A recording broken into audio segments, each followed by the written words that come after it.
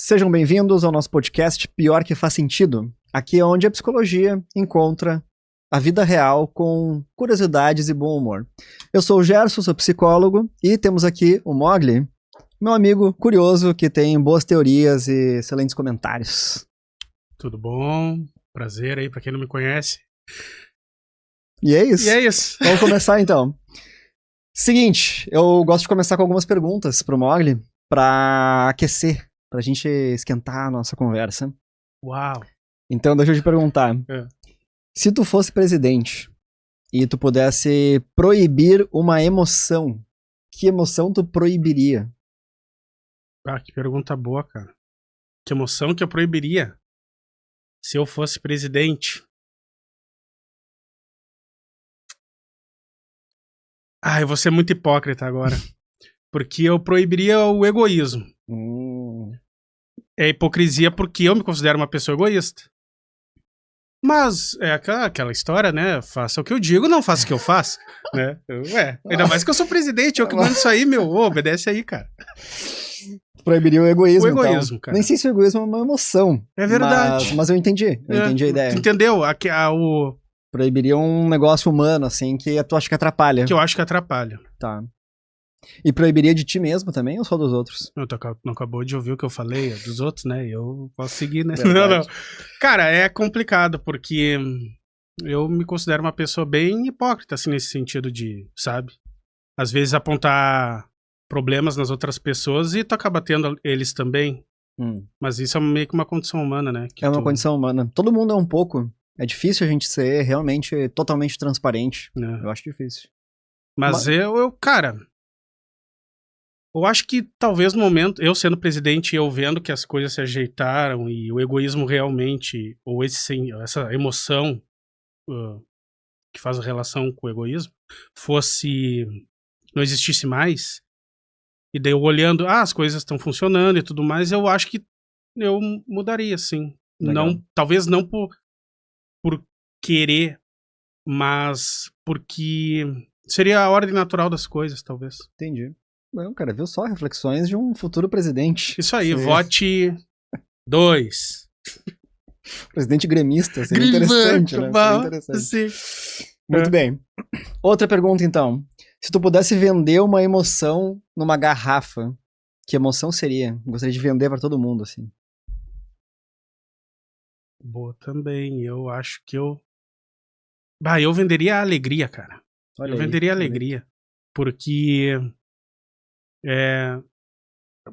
Cara, pra mim, aqueles momentos em que a gente tá muito alegre, muito feliz, sabe, com algo que aconteceu, ou sei lá, uma conversa muito legal, uma festa muito divertida.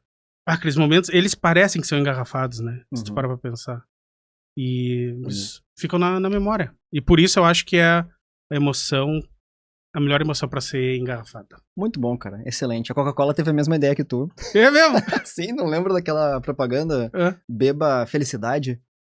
Não. Inclusive, uma curiosidade que tem a ver com o nosso episódio de hoje, que é uma das primeiras propagandas de produtos, foi criada por um psicólogo que resolveu associar emoções positivas com aquele produto, para aumentar a chance de vender o produto. Quando tu vê uma propaganda de uma coisa, as pessoas felizes usando aquele produto, isso faz com que aquele produto pareça mais comprável, porque vai te trazer felicidade. Essa é a ideia da propaganda. A ideia subliminar. Né? Exatamente, subliminar. Foi ideia de psicólogos. Viu só? Estavam ali fazendo uma manipulação de leve. Desde sempre. Desde sempre. Mas nem todos eram assim. Então vamos pra lá pro nosso episódio de hoje, que tem a ver justamente com emoções. E a ideia é a gente conversar sobre por que as emoções são contagiosas. Por que será? Por que será? Então a gente vai mostrar que tem vários fenômenos que acontecem relacionados às emoções, que a gente pega coisas das outras pessoas sem querer. Por exemplo, primeiro tema, bocejo. Já pegou bocejo de alguém? Toda hora. E tu já pegou bocejo de ti mesmo? Como é que é pegar bocejo? Não é que tu meio que pegou. Tu meio que bocejou, né? Óbvio. Sim. Não, é que assim, olha só. Continua bocejando porque tu teve um primeiro bocejo. Tu boceja na frente do espelho sem querer. Na verdade, tu às vezes tá na frente do espelho e daí dá aquela vontade de bocejar, tu começa assim... E daí quando tu olha, tu vê que é um bocejo, né? Aí que ele vem, sabe? Tipo assim, meu Deus, super bocejo, sabe? Sim, cara, pior que já. Inclusive, não lembro porquê, mas uma vez eu fingi um bocejo e aí eu comecei a bocejar de verdade depois. Cara, e às vezes só de falar em bocejo não te dá vontade de bocejar. Dá. Tô com Agora. pouco, admito que tô com pouco. Então, por que será que bocejo pega? Eu acho que eu vi alguma coisa sobre isso uma vez. Que era alguma coisa que a gente tem, tipo um espelho, né, mental e tal. Que... Tem uma teoria dos neurônios espelho. Isso Neurônios aí. espelho é uma teoria lá da década de 90 que diz que a gente tem um grupo de neurônios que faz um espelhamento do comportamento do outro.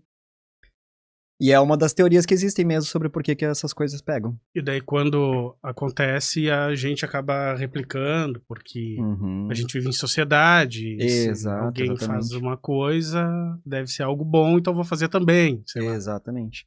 Tem uma coisa que é que o ser humano é um ser muito social. Isso. Nosso cérebro, inclusive, ele tem vários mecanismos assim que servem para nossa vida em sociedade. Tipo isso, tem partes responsáveis pela empatia, por entender o que o outro tá sentindo, por reconhecer emoções no rosto do outro. Porque se a pessoa, por exemplo, tá triste, a gente logo percebe. Se a pessoa tá alegre, a gente percebe rapidamente também. Então tem uma parte nossa que meio que foi desenhada para que isso aconteça e a gente possa empatizar. Porque se outra pessoa tá triste, normalmente a gente vai tomar uma atitude em relação a isso, vai querer deixar a pessoa feliz. Se ela tá com raiva, a gente vai talvez se retirar, porque não dá pra brigar e tudo mais. Ou brigar, né? Ou brigar, se for o caso. Mas, tipo, isso que tu falou de quando a gente olha o rosto de uma pessoa, identifica um sentimento ou emoção que a pessoa tá sentindo. Isso também tem uma coisa a ver com de ver o rosto humano em alguma coisa? De reconhecer padrões. De reconhecer o rosto humano, porque como a gente reconhece as emoções em um rosto humano muito bem, né? Talvez isso... Tô perguntando, né? Isso tem a ver com a gente ver os rostos nas nuvens, sei lá. Entendi. Não é a mesma coisa, tem a ver, mas não é a mesma coisa. Essa aí é um outro funcionamento que é de completar padrões. A nossa mente, ela sempre precisa dar um sentido para aquilo que a gente tá vendo. Então, se a gente vê uma coisa que parece um rosto, a gente associa com um rosto. Mas se tu fosse ver na nuvem lá, não é realmente um rosto. É a nossa mente que dá um sentido para aquilo. Então não é exatamente a mesma coisa, porque não é exatamente sobre emoções nesse caso. Mas é o tipo de coisa que a nossa mente faz de forma automática. Então nesse sentido tá relacionado. Tá relacionado. É. Eu vou, antes de continuar, Sim. Eu preciso fazer uma pergunta. Eu chutei alguma coisa aqui embaixo e deu um barulho. Não deu problema nenhum, né? Deu problema? Ah, não deu? Não, então tá. É que às vezes acontece, sabe como é que é, né? Eu sou uma pessoa inquieta. Chutei uma coisa e desliguei tudo. Desliguei tudo. Não, foi só meu pé mesmo. Muito bem, então a psicologia hoje tem ainda um mistério esse negócio do bocejo. Na verdade, eu tô percebendo que várias coisas que eu trago aqui pra explicar a psicologia, na verdade, não tem uma explicação. Tô percebendo isso. Não, mas isso faz sentido, daí é por isso que seguem estudando. Exatamente, a ciência funciona dessa forma. A gente vai criando teorias e vai estudando, às vezes uma teoria explica bem, às vezes ela explica parcialmente. Porque muita gente achava, há um tempo atrás, que o bocejo acontecia por uma questão de falta de oxigênio no cérebro e que ele servia para oxigenar o cérebro. Depois se descobriu que não é exatamente isso. Que realmente está mais ligado ao nosso estado de alerta. Por exemplo, se tu observar, tu boceja quando tu está com sono, certo? Então é quase como se fosse uma tentativa do teu corpo te acordar. Porque ele enche o cérebro e o corpo de oxigênio. Ou dá uma ativada ali pra te despertar. Se tu observar, quando tu deita pra dormir, tu não boceja mais. Porque tu sabe que tu vai dormir.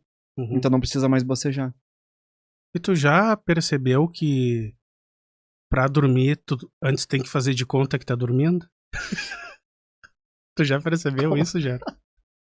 Como assim? Explica isso melhor. Ué, tu não te deita... Deita, fecha os olhos. Tu deita e fecha os olhos assim, agora estou dormindo. Aí tu fica fazendo de conta até tu dormir. Eu nunca tinha visto isso como fazer de conta, mas faz sentido, tu fica simulando que tá dormindo até que tu durma. Olha só, é verdade. É um treino, sei lá. Faz sentido. Boas teorias, Mogli. Eu falei isso no outro episódio, tu poderia ser um psicólogo que cria teorias e... Boas, excelentes teorias. A academia de psicólogos não quer me aceitar. Não, eles não estão preparados pra isso. Não estão preparados pra isso. Então, e o fato do bocejo ser contagioso, então tem a ver com isso que a gente falava antes. O ser humano é muito social, e quando a gente vê alguém bocejando, é como se a gente mimetizasse aquilo. É até um termo que tem, que é o mimetismo automático. A gente começa a repetir aquilo, porque é como se a gente estivesse tentando se conectar com a outra pessoa. Especialmente se é uma pessoa conhecida. Se tu vê um bocejo num filme, por exemplo, não tem tanto efeito quanto se tu tiver com um amigo e o teu amigo bocejar. Ué, que loucura. Pois é. Tem uma coisa de apego emocional, sei lá. Exatamente. É como se fosse, quanto mais próxima a pessoa é de ti, mais vai ter efeito aquele bocejo, porque significa que tu quer se conectar mais com aquela pessoa. Tu tem que estar mais sincronizado com ela, porque ela é uma pessoa mais importante pra ti do que o cara do filme, ou da TV, ou da propaganda. Bem louco. Bem louco. Mas faz sentido, né? Faz sentido. Então é isso. Segunda emoção que pega muito. Bah, essa aqui me pega demais. O riso. A risada. Tu já teve numa situação que tu não podia rir? Já. E aí tem um amigo do outro lado rindo? Talvez, eu não tô lembrando. É que eu lembrei da primeira situação onde eu não podia rir, mas eu tava sozinho. Não sozinho, mas ninguém me fez rir. Eu sorri sozinho. Eu fui o amigo que puxou a risada. Entendi. Como é que era essa situação? Ah, é uma situação bem triste, né? Triste? É, a gente tava num local assim, né? Sei como é. Sabe? Eu acho que eu sei. Ah, meu Deus, é Junto, verdade! eu tava junto. A gente... O que eu vou dizer? Era... Sem citar nomes. Né? Não, mas era um velório, né? E tava lá, e é uma situação muito séria, é triste, tu vê, né? A pessoa partindo, é uma coisa... Normalmente não é onde se tem uma crise de riso. Normalmente não é onde se tem uma crise de riso. Mas é justamente aí que eu acho que tá o problema, né? Porque tu não... Exato, cara. Quando não pode, é justamente quando é mais difícil segurar. Que seria um outro efeito já, que nem vamos entrar aqui, mas... Mas também a gente tem que convir, tu tava lá também, houve um gatilho. E houve um gatilho, cara, muito, muito intenso. Cara. Inclusive da própria pessoa que estava sofrendo. Não do morto, mas do... Pô, ainda bem que não do foi do familiar. Do morto, ainda bem. Morto. Mas foi do familiar mais próximo. E, cara, quando veio esse gatilho, eu lembro direitinho, eu olhei pra tua cara, eu tava olhando pra frente. Aí, falou. Sim. Aí eu tava assim, aí eu olhei pra ti. Quando foi mais... Quando eu olhei pra ti, tu olhou pra mim com a mesma cara. Mano, só veio, né? Mas é muito chato isso, né, cara? Mas difícil. O que tu vai fazer? Difícil. Eu só lembro que tu tapou a cara e saiu de dentro da capela mortuária pra ir pra rua. Pra poder rir e respirar. Pra poder rir. Livremente, cara, sem ser tão julgado pelo erro cometido. Exatamente. Mas é isso, né? E aí eu lembro que eu não achei tão engraçado. Então, olha só que interessante. Aconteceu as duas coisas. Tu começou a rir. Eu não achei tão engraçado a situação em si.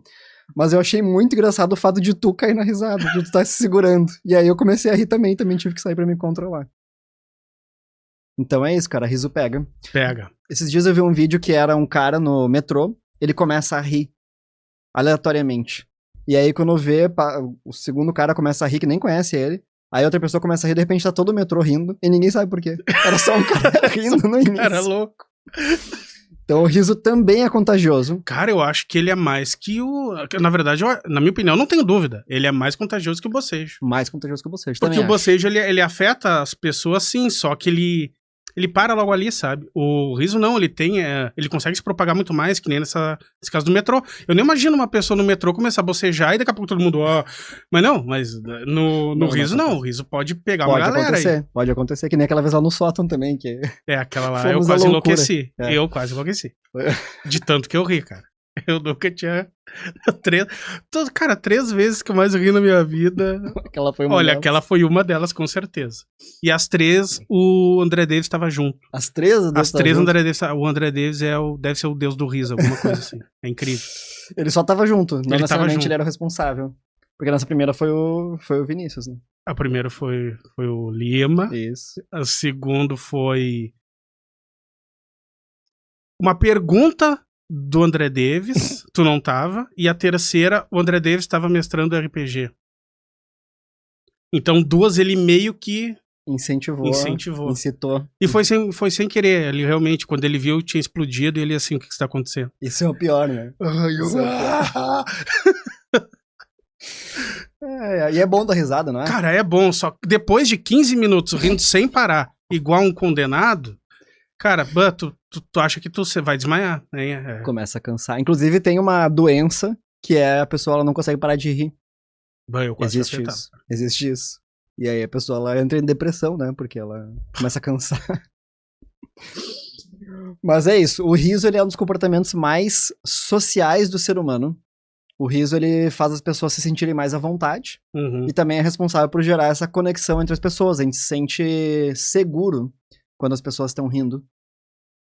Tipo, uma segurança emocional. Quer dizer que é um ambiente seguro, é um ambiente acolhedor. Porque o riso ele é o oposto da hostilidade, se parar pra pensar. Chega num ambiente todo mundo de cara fechada, ou com cara de brabo, é um ambiente onde tu vai se sentir pouco à vontade. Sim. E um ambiente onde as pessoas estão rindo, tu vai se sentir muito à vontade. E talvez tenha mais facilidade de sorrir também, né? Porque tá à vontade. Claro, né? Exato. Exatamente. Tu tem alguma pergunta, curiosidade sobre o riso? Curiosidade só as que a gente falou mesmo, dos momentos que a gente sorriu e tal. Nossa, dos momentos que a gente sorriu, ficou tão... Roberto Carlos. Se chorei, eu me dê rosas, eu vou jogar. Mas tu falou que é contagioso. Tanto o sorriso quanto o riso. A risada, o bocejo.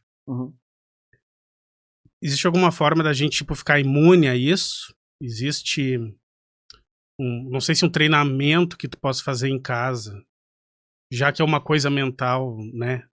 Talvez tu consiga treinar a ficar imune a bocejo, a sorriso.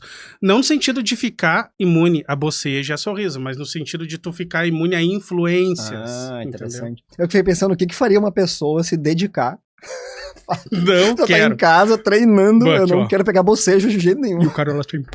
O cara, sabe aquela boquinha hoje? Sabe aquela boquinha que não quer bocejar e ela segura. Aquela boquinha de velho sem dente, sabe? Vai aí. Então, cara, acho que tem. Acho que tem um jeito porque tem uma parte que a gente falou de nós que ela é social. E tem uma parte que é individual. Que nem quando... Tu já cantou em coral? Já. Quando tu canta em coral, não sei tu, mas eu tenho uma grande dificuldade em não cantar a voz do outro. Porque no coral tu tem várias vozes diferentes. Eu tenho um grupo que canta um tipo de tom, um tipo de melodia, e outro grupo que canta outro tom e outra melodia. E aí eu tenho uma tendência muito grande a cantar o tom do outro grupo, que não é o meu. Eu deveria conseguir me concentrar pra cantar o meu. E então precisa de muito esforço, mas dá pra fazer isso. Tanto que quem canta em coral, depois de um tempo, desenvolve essa habilidade. Portanto, acho que dá pra dizer que com emoções é a mesma coisa.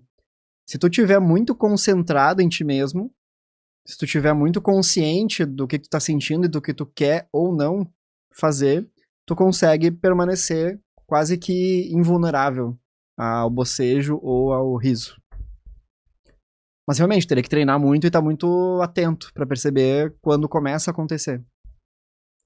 Que nem, por exemplo, aquele jogo que é o Não Pode Rir. Sim. Tem gente que consegue passar um tempão ali fazendo. A gente fez isso uma vez, não fez? A gente fez. E eu sou péssimo, eu sou muito ruim nisso. Eu dou risada muito fácil. Às vezes eu dou, às vezes não. Então, se treinar bastante, acho que dá, acho que é possível. Quem é que ganhava aqueles jogos? Quem era o melhor cara em não rir? Não lembro. Eu tenho a impressão que era o André Davis. Eu tenho a impressão que era o André Davis. E eu tenho a impressão que eu era o primeiro desclassificado também. Pode ser, às vezes. Cara, mas agora tu falou, fiquei pensando. Então... Percebi que tu tava pensando, tu tava com uma cara assim, de que então, criando teorias. Pra te não ser afetado pelo sorriso, pelo bocejo, coisas assim, é tu fixar mais em ti mesmo, né? Tu te fechar no teu sentimento. Exatamente. No caso. Exatamente. Então, tu... digamos, uma pessoa empática. Uma pessoa naturalmente empática, ela consegue sentir essa empatia, né? Essa se identificar com o sentimento da pessoa, com a emoção da pessoa e trabalhar com isso, né? Ajudar ela de alguma forma e tudo mais, né? Identificar o que a pessoa tá sentindo, né? Muito. Então, para uma pessoa empática deve ser mais difícil ainda. Não ser afetada pelo bocejo e pelo riso, né? Então, digamos, uma pessoa empática, ela teria que cortar esse fio naquele momento, tipo assim, desligar essa empatia dela pra ela não se ligar no outro, né? Exato. É como se ela tivesse que dosar. Não precisa cortar totalmente, mas dosar.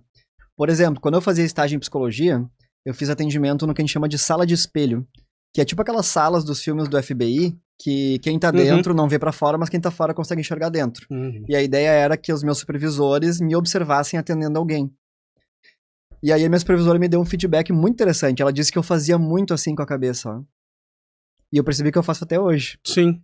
Então é uma tendência de empatia, porque eu quero mostrar pra pessoa que eu tô entendendo o que ela tá dizendo, que eu tô concordando eventualmente. E aí, se eu me concentro bastante, que nem agora tu tava falando, eu me concentrei bastante e eu consegui não ficar fazendo assim o tempo todo. Mas eu continuo sentindo vontade de fazer. Ou seja, muitas vezes tu consegue só segurar o comportamento. Tu pode sentir algo, mas não expressar. Mas isso não chega até o comportamento. Não chega até o comportamento.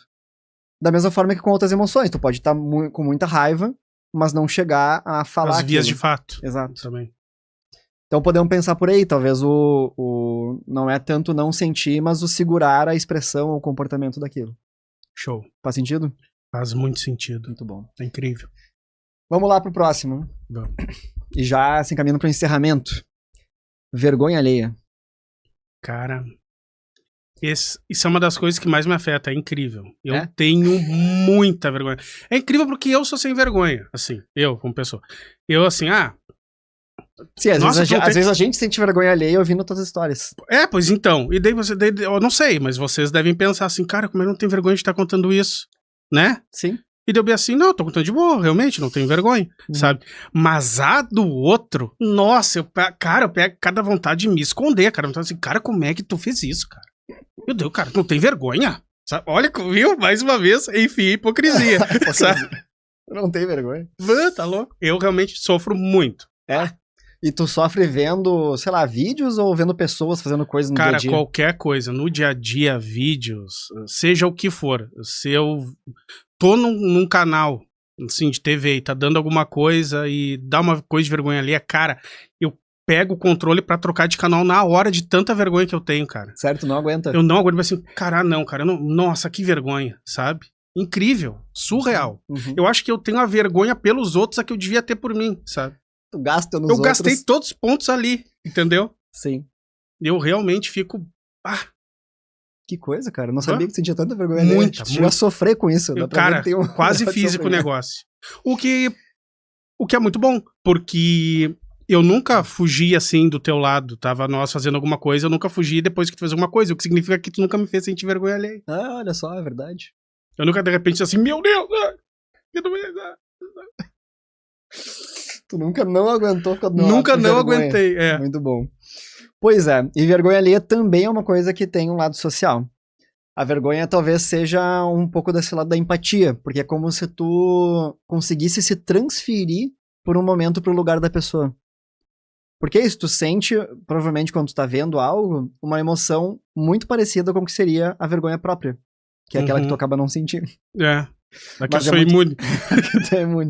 Mas é muito parecido, é como se tu estivesse sentindo a mesma coisa que se tu estivesse naquela situação. Sim. Não, exatamente, tu te coloca, né? Porque, cara, é estranho. Porque eu não sei se eu me coloco. Porque se eu me colocasse... Eu tô pensando enquanto eu tô falando, tá? Porque se eu me colocasse, eu acho que talvez eu não sentisse tanta vergonha. Entendeu? Se tu realmente se colocasse, se eu realmente pra pensar no que tá acontecendo. Não, eu tô dizendo que eu acho que eu não me coloco. Eu não sei se eu me coloco. Mas eu acho que eu não me coloco porque se eu me colocasse, eu não sentiria tanta vergonha. Porque daí seria eu, e eu não tenho vergonha. Quase nunca, né?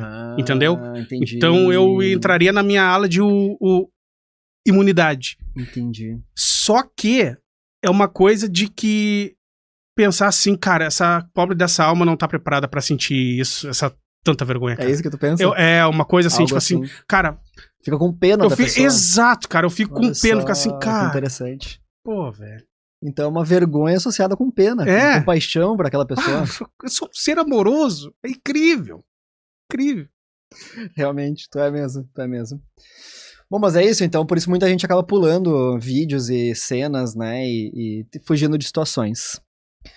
Muito bem, vamos nos encaminhando pro final. Pra terminar falando, então, tu tem alguma pergunta antes? Por que o nosso o cérebro ele insiste em sofrer pelos outros, entendeu? Quando, pelo que tu tá falando, eu já entendi que é uma coisa a ver com empatia. Uhum. Mas por que ele sofre tanto pelos outros se é alguém que às vezes tu nem conhece? Não tem. Porque aí que tá. Quando a gente tava falando do riso, do bocejo, tu falou que era uma coisa ligada a te afeta mais se for alguém próximo. Um amigo boceja, aí tu... aí, né? Aí, só que nesse caso da vergonha alheia, não precisa ser alguém próximo, sabe? Verdade. Porque nossa, eu tô falando e tô pensando. Porque parece que se não for alguém próximo, é mais fácil ter vergonha alheia. Porque se for alguém próximo, eu acho que eu seria afetado, mas por um riso, entendeu? Tipo assim, fez alguma coisa e assim, sei lá, caiu, digamos. E daí se for uma pessoa que eu não conheço, vergonha alheia, assim, coitado do cara, caiu, sabe? Agora, sei lá, um primo meu cai, tipo assim, que otário ali, sabe? Entendeu? Aí não é vergonha alheia, mas tipo assim, não sei o quê. Então alguém próximo talvez não te afete tanto. Entendeu? Pode ser, é possível. Eu não sei por que isso seria assim. Talvez seja porque mesmo uma pessoa que tu não conhece, ela é um ser humano. Então é meio que isso, assim, por mais que não seja um ser humano próximo, mas é alguém que faz parte do teu tipo de ser, da tua espécie humana. E a gente tende a empatizar com pessoas mesmo que a gente não conheça elas, que nem o cara do jogo que tu no último episódio. Né? Que tu nem conhecia o cara, mas tu sentiu compaixão por ele. Exatamente. Porque ele tava numa situação péssima. Talvez seja isso, porque faz parte da família humana, da espécie humana. Boa. Inventei agora. Então somos todos uma família. Somos todos uma família. Uma humanidade. E por isso brigamos. Talvez. Porque nas melhores famílias... Como é que é o ditado? Nas melhores famílias, mais brigas em xícaras, não sei. Não sei. Assim. Tá, mas então tu tá dizendo que família é ruim, é isso, Gerson? É isso? Isso acontece nas melhores famílias. Isso acontece nas melhores famílias. Boa. Mas é isso então, pessoal. Falamos sobre as emoções. A gente acabou não falando, mas tem uma emoção que pega muito também, que é mau humor. Mau humor contagia as pessoas. E esse seria talvez uma aplicação para o nosso dia a dia, que era o que você estava perguntando. Que é a gente, às vezes, estar atento para cuidar, por exemplo, se essa emoção que eu tô sentindo, ela realmente é minha, ou será que eu peguei de alguém? Boa. Às vezes tu chega em casa e tu tá irritado. E tu nem tinha motivo pra estar irritado. De repente tu cruzou com pessoas que estavam irritadas, mal-humoradas, e tu acabou meio que pegando aquela emoção pra ti. Mas não era tua. E às vezes tu tá mais consciente, tu consegue perceber isso e meio que se liberar daquela emoção antes que ela te afete e te gere prejuízos. Boa. Dá pra ficar pensando nisso? Dá pra ficar pensando, dá pra falar muito sobre isso também, né? O quanto a gente é afetado por emoções de terceiros, né? O quanto isso atrapalha, ou às vezes até ajuda a nossa vida, né? Às vezes ajuda, claro. Às vezes ajuda. Porque nem no riso que a gente tava falando, exatamente. Da risada. Às vezes a gente tá num dia meio ruim e acaba melhorando por causa do riso de outra pessoa, né? Mas por isso que é importante sorrir para as pessoas. Sorriam, pessoal. Exatamente, porque daí vai fazer os outros sentirem bem. Sorria, você está sendo filmado. Tô mesmo. Exatamente. Mas isso é legal porque a gente acha às vezes que as emoções são uma coisa só nossa. Mas ela tem essa função muito relacionada aos outros. Tanto pro positivo quanto pro negativo. Interessantíssimo. Então ficam aí esses ensinamentos, essas teorias. E chegamos no final do nosso episódio. Espero que tenham gostado. Espero que tenha feito sentido. E voltamos no próximo episódio com mais ideias para explorar a psicologia, com bom humor, brincadeiras, lembranças, memórias e maluquices. Tudo do que tem direito. Tudo que tem direito. Então dá o teu recado aí pro pessoal. Diga a todos que os amo. Por isso, um abraço. Até a próxima.